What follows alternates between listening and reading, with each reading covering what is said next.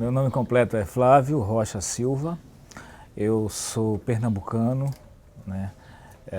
Me criei em Tuparetama, sou tuparetamense, porém eu nasci em Paulo Afonso, na Bahia. Eu sou filho de uma comunidade, né? De uma espécie de um clã, no interior de Pernambuco. Lá tinha um campo de futebol, tinha uma pista de vaquejada e a minha família morava toda próxima, assim, meu pai e meus 3 tios. Eram 7 irmãos na família do meu avô.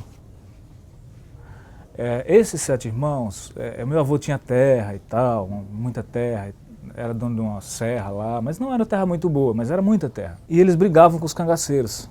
E nessas brigas, assim, alguns tios avós meus morreram, 1 ou 2, assim, e o meu avô quis se afastar disso, o pai do meu pai.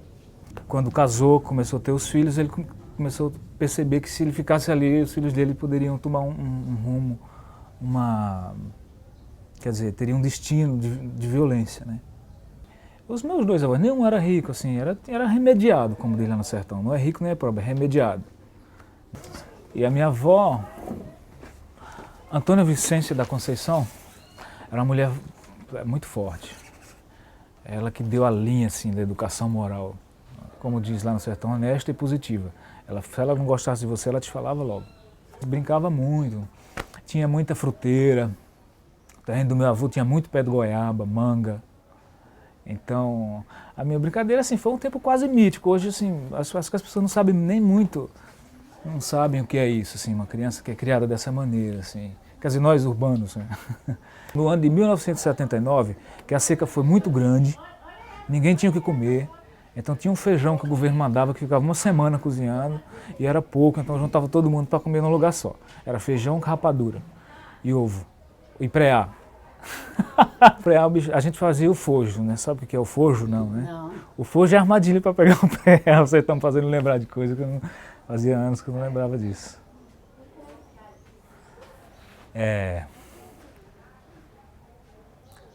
Foi um ano difícil das nossas vidas. Para mim foi o primeiro ano trágico, assim, porque no final de 78 eu perdi o meu tio, foi a primeira experiência com a morte que eu tive, o irmão da minha mãe que morava com a minha avó, tomava conta da casa, era o filho que ficou. E ele morreu num acidente. Em 78 eu tinha 7 anos, foi o meu primeiro... E em 79 já veio uma seca terrível, então foram 2 anos muito... que a gente teve que compartilhar tudo, muito mais. Olha, entrei na escola muito cedo, porque a minha mãe era professora primária, lá na região. E era uma mulher muito forte, muito firme, ela educava a molecada, né? Mais do que ensinar, ela botava ordem mesmo, deixava o cara educadinho, assim. A minha primeira namoradinha, assim, que a gente ficava brincando de bater na mão do outro, assim, foi a Luciana, que depois ela foi cunhada do meu irmão. Em 78, antes do ano da seca, chegou uma televisão Telefunken na minha casa, desse tamanho, assim, sabe? Telefunken, era. E eu assistia muito a televisão. Eu tinha o meu mundo concreto, que eu corria no carneiro, corrida de carneiro que a gente fazia, corrida de jumento, corrida de cavalo. Eu fiz tudo isso, tomava queda, se arranhava, se quebrava, montava nos gados. Meu pai viajava assim para fazer alguma coisa, deixava eu tomando conta do gado, eu pegava os moleques menores assim, pegava os bezerros, punha uma corda neles assim, a gente fazia campeonato de montar nos bezerros, aí eu botava a molecada, até que um dia meu primo caiu com a costela em cima de uma pedra, quase morreu. Aí a gente parou com isso. Então eu tinha todo esse universo concreto e de noite eu tinha ali a televisão para ir. E aquilo eu comecei a falar, eu falei, eu quero ser isso. Eu quero trabalhar nisso, eu quero ir para o mundo, Aí eu comecei a ver o mundo, assim, e eu quis ir para esse mundo. Eu morei nesse clã até os meus 17 anos, quando eu saí para ir embora estudar em Recife. Não, a primeira vez que eu vim a São Paulo eu tinha 16 anos, foi em 87, né? 71 87, 1987. Foi aí que eu me apaixonei por São Paulo. E me apaixonei pelo mundo cosmopolita, digamos assim. Que eu comecei a perceber que eu era um moleque do sítio e eu comecei a sonhar em deixar de ser do sítio. Embora o sítio nunca saiu de mim, nunca fui ver o MASP, fui pro cinema a primeira vez, passei na frente do Teatro Municipal, andei de metrô. Eu comecei a descobrir, na Casa da Cultura da minha cidade, que a minha ambição não era ter grana, não era ter propriedade. A minha ambição era ter saber, ter conhecimento. E talvez poder ajudar alguém, que ter, sei lá, um dia. E aí eu comecei a descobrir a biblioteca, né? Eu comecei a ler Machado de Assis, o livro de contos de Machado de Assis. E aí comecei a sonhar que eu queria ser escritor, que eu queria ser escritor, que eu queria ser escritor. Mas toda vez que eu punha a cabeça no travesseiro, eu pensava também, se eu fosse ator, eu ia ser feliz. Eu tive muita sorte. Meus pais nunca chegaram para mim, faça isso que você vai se dar bem. A minha mãe perguntou, meu filho, por que você não faz direito? Eu falei, mãe, porque no direito eu não gosto, entendeu? Eu quero ser escritor e ator. Porque na hora que eu cheguei, tinha um curso lá na Fundação Joaquim Nabuco, que era um curso de formação de ator de 1 ano. Mas eu não sabia nada. Eu só sonhava com aquilo. E eu fui reprovado no teste. Eu não fui aceito na turma. Aí eu também não sofri muito com aquilo. Eu fiquei assim, falei, puta, não consegui ser ator. Então eu vou para a minha segunda opção, vou ser escritor. Eu vou estudar para fazer vestibular e entrar na faculdade. Então eu vou fazer jornalismo, que jornalista sabe escrever, né? A minha convivência com a poesia, que vinha desde lá, foi muito forte. Muito forte. Essa coisa com a cultura, com o lúdico, assim, muito forte. A cantoria, sabe? O repente, o embolador, né? O teatro de boneco, o cara que fazia o ventríloco.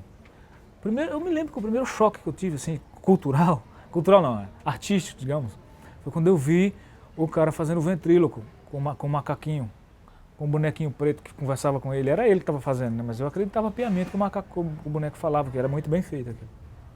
Essas coisas foram me apaixonando. Aí eu vim para Recife, assim, com esse objetivo de ser uma pessoa da arte, da cultura.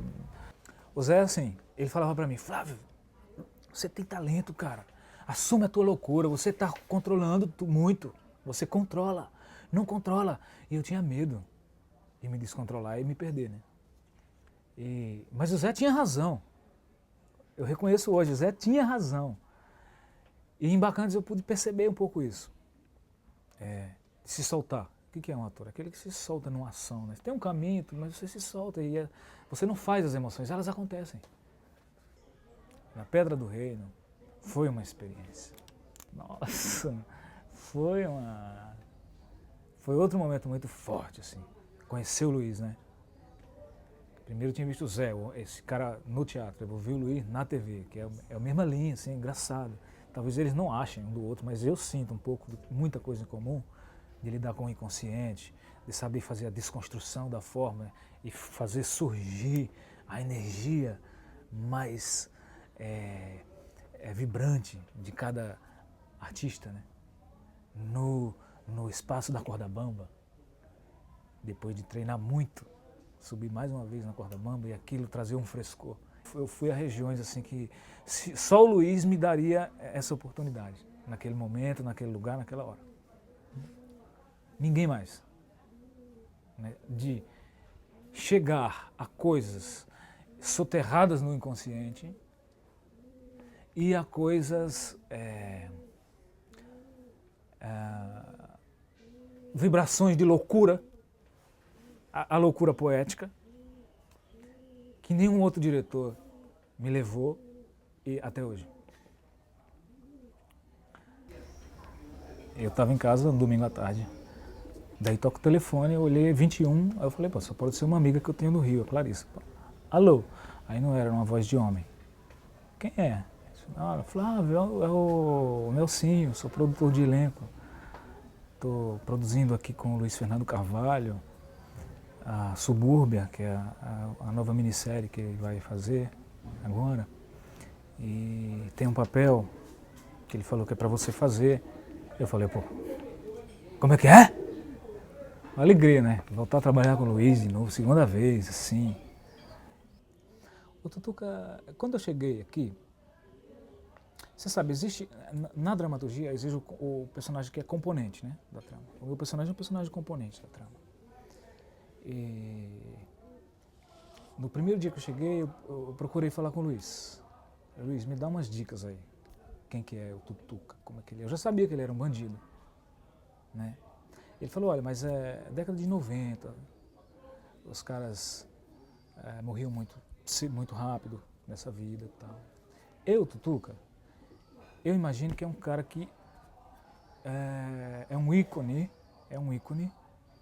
É como se fosse um nordestino que fugiu lá do Canudos, de Antônio Conselheiro, e veio morar no Morro, no Rio de Janeiro, e fundou a favela e entrou para o crime porque não teve acesso, o acesso que, por exemplo, você teve, a estudar, a trabalhar, tal. Então, numa situação difícil, esse garoto, ele entra para o tráfico, começa a matar, tem isso no sangue de matar, tem capacidade de matar, não tem medo de morrer, carrega consigo coragem, dinheiro e bala.